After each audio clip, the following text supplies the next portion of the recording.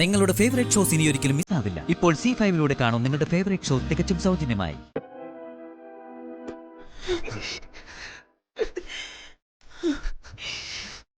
മോനെ പ്രഭേ, നിന്റെ മനസ്സിൽ വെച്ചാണ് നീ ഇത്രയും കാലം ജീവിച്ചത്.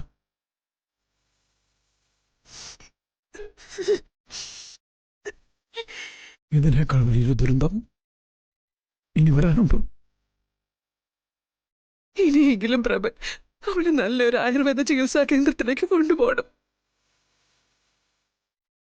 നമുക്കത് നോക്കാം പ്രഭേട്ട. ഈ കല്യാണ ചർച്ച നമുക്ക് ഇവിടെ അവസാനിപ്പിക്കാം. നമുക്ക് ഏറ്റവും വലുത് നമ്മുടെ ശ്രീകുട്ടിയല്ലേ.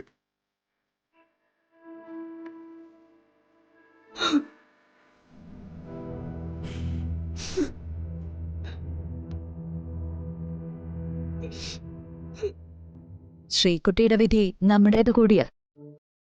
പക്ഷേ അത് അംഗീകരിക്കാതെ പറ്റില്ലല്ലോ. നീ എന്താ പറഞ്ഞു വരുന്നത്? സഞ്ജുവിന്റെ കല്യാണക്കാരിയാണോ?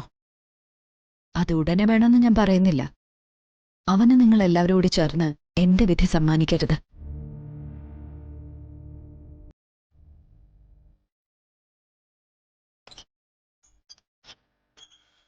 ഇനി ഈ ജന്മം എനിക്കൊരു വിവാഹ ജീവിതം ഉണ്ടാവില്ല.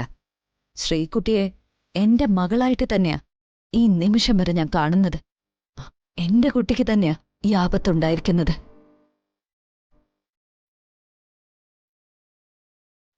പക്ഷേ നമ്മുടെ കുടുംബം അന്യം നിന്ന് പോകരുത്. ഇവിടെ ഒരു കുഞ്ഞിക്കാലി പിറന്ന് കാണണം. കാവേരിക്കോ അതിന് കഴിഞ്ഞില്ല. ഇനിയുള്ള ഏക പ്രതീക്ഷ സഞ്ജുവില.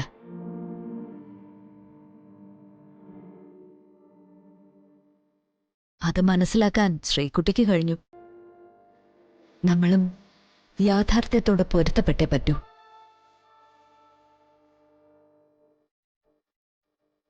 അത് ഞാൻ പറയുന്നതിൽ തെറ്റുണ്ടെന്ന് ആർക്കെങ്കിലും തോന്നിയാൽ അത് ഈ കുടുംബം എന്നും നിലനിന്ന് പോവാൻ വേണ്ടിയാണെന്ന് തന്നെ കരുതണം.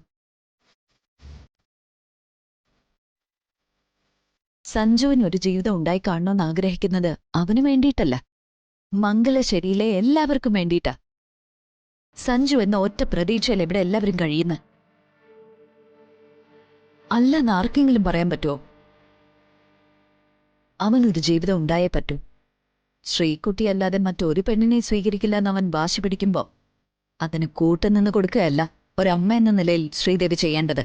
ഞാനിങ്ങനെ അവരെ ഉപദേശിക്കും കവിത. ശ്രീദേവിക്കല്ലാതെ അവനെക്കൊണ്ട് മറ്റൊരു പെണ്ണിന്റെ കഴുത്തിൽ താലി കെട്ടിക്കാൻ ആർക്ക് കഴിയും?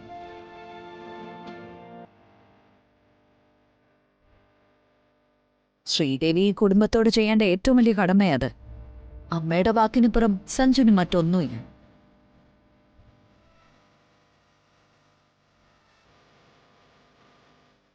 ശ്രീകുട്ടിക്കൊരു മനംമാറ്റം ഉണ്ടാവുമെന്ന് ഇവിടെ ആരെങ്കിലും കരുതുന്നുണ്ടോ? ഉണ്ടെങ്കിൽ പറ. ഞാൻ ഈ സംസാരം തൽക്കാലം നിർത്തിപ്പോവോ?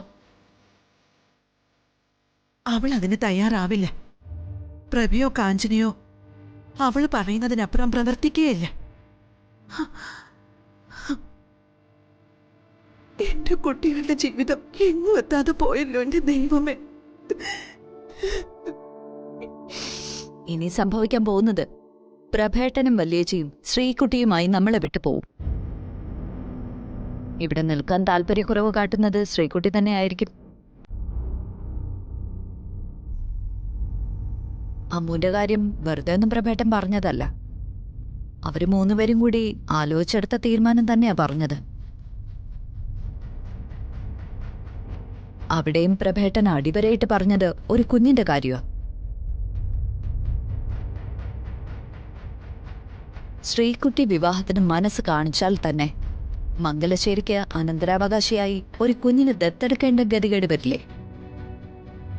അത് പ്രഭേട്ടനും ശ്രീകുട്ടിക്കും അറിയാം.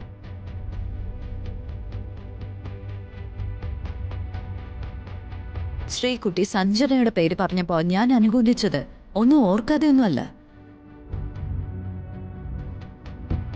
സഞ്ജന വന്നാലുള്ള ദോഷം കവിതയ്ക്കല്ലേ? കവിതയുടെ പദ്ധതികൾ തകിടം മറിയാനല്ലേ പോകുന്നത്? എനിക്ക് പറയാനുള്ളത് ഞാൻ പറഞ്ഞു. പ്രഭേട്ടന്റെ ആഗ്രഹം പോലെ അമ്മുവിനെയാ എല്ലാവരും മനസ്സിൽ കാണുന്നതെങ്കിൽ ജീവൻ പോകുന്നത് വരെ ഞാൻ ഇതിനെ എതിർക്കും. സമ്മതിച്ചു തരില്ല ഞാൻ.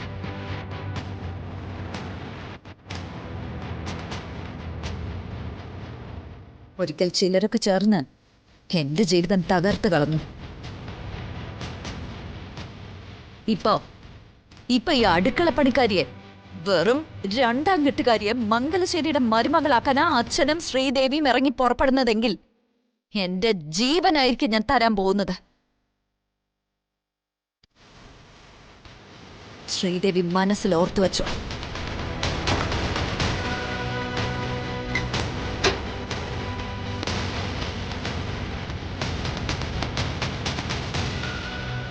നിന്നോട് ഞാൻ ഒരിക്കൽ പറഞ്ഞത് തന്നെയാണ് ഇപ്പോഴും പറയാനുള്ളത്. നോ. ആത്മാഭിമാനി എന്നൊന്നുണ്ടെങ്കിൽ എൻ്റെ മുന്നിൽ നിന്നിറങ്ങിപ്പോ. നിനക്കിവിടെ സ്ഥാനമില്ല. അധികപ്പറ്റായി നിൽക്കാതെ ഇറങ്ങി പോവാനാ പറഞ്ഞ.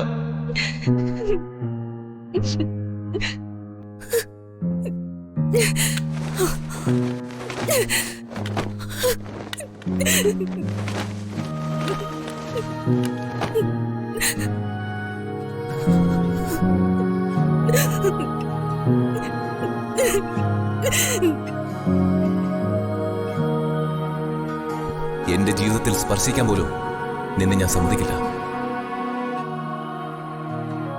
എന്റെ പെണ്ണും എന്റെ കാമുകിയും എന്റെ ഭാര്യയും എല്ലാം എനിക്കെന്റെ സ്വാതിയാ.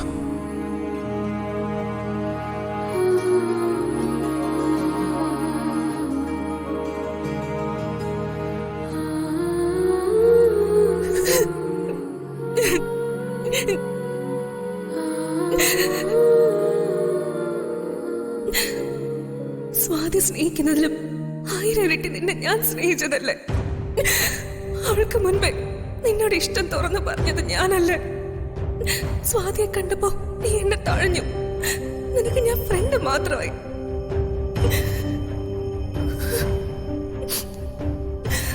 ഇന്ന് നീ എന്നോട് എത്ര ചീപ്പായിട്ടാ ബിഹേവ് ചെയ്തത്. നിന്റെ കണ്ണില് ഞാനൊരു മോശം പെണ്ണാണോ? ആണോ സഞ്ജു?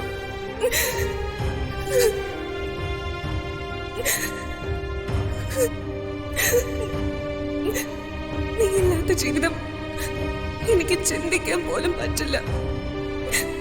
എല്ലാത്തിൽ നിന്ന് ഒഴിഞ്ഞു പോയതല്ലേ ഞാൻ. നിനക്ക് സ്വാതിയായി എന്നെക്കാൾ വലുതെന്നറിഞ്ഞ് മാറി നടന്നവളല്ലേ ഞാൻ. ശരിയല്ല സഞ്ജു? ഞാൻ ഈ നാട്ടിൽ വന്നപ്പോഴും നിങ്ങളുടെ ഇഷ്ടം അംഗീകരിച്ചു. ഒരു തവണ പോലും ഒന്നും നിന്നെ ഓർമ്മപ്പെടുത്തിയില്ല. നിന്നെ എനിക്ക് തിരിച്ചു കിട്ടിയെന്ന് സന്തോഷിച്ചപ്പോ നീ എന്നെ വാക്കുകൾ കൊണ്ട് കൊന്നു. സഹിക്കാൻ കഴിയില്ല സഞ്ജു. ജീവനെ പോലെ സ്നേഹിക്കുന്നവരെ വെറുത്ത ആർക്കും സഹിക്കാനാവില്ല. ജീവനോളം സ്നേഹിക്കുന്നവരാൽ വെറുക്കപ്പെട്ടാൽ പിന്നെയുള്ളത് മരണോ? നീ എന്നെ മരണത്തിലേക്കാ വലിച്ചെറിഞ്ഞത്. ഡൗൺലോഡ് ചെയ്യൂ C5 ആപ്പ്. കാണൂ എല്ലാ എപ്പിസോഡുകളും സൗജന്യമായി.